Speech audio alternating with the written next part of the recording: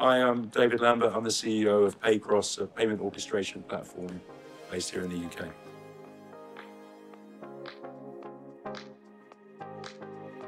It's a good question. I think that open banking has its place. It needs to be productized very, very well. There are many open banking providers out there at the moment who are cost effective, if not slightly cheaper than the card acquirers right now.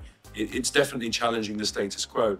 It is an option now, rather like PayPal as an option, or Amex, or Discover as another payment method.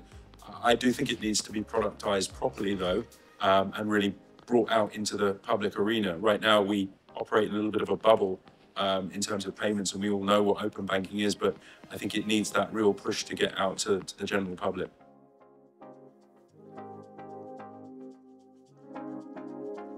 I think payment processors or acquirers have to be a little bit careful about who they're targeting, because they are principal members of Visa and MasterCard in Europe or in the US or wherever they're located. So it's hard for them to aggressively target other markets other than actually setting up licenses out there. And there are processors who will take licenses in different parts of the world. So for example, in Australia, they may get licensed so they can do local acquiring or local card payments in Australia or in the US.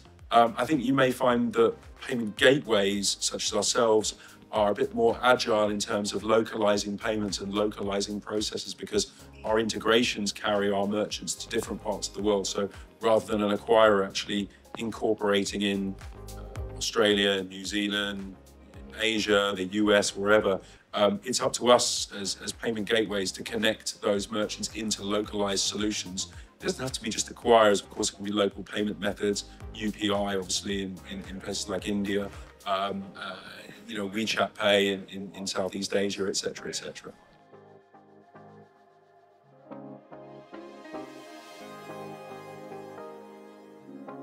Again, these are solutions that are popping up. It's quite early yet to see how they can be properly monetized.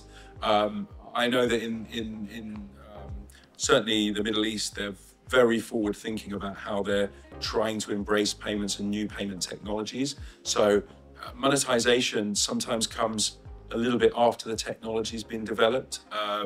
We talk about fintech. Sometimes the emphasis is a lot more on tech than the fin side, which should probably be addressed actually, and something that Paycross is looking to do, to actually remember that whilst we're a technology company and whilst there are great technologies emerging, the thing that makes your business work is revenue.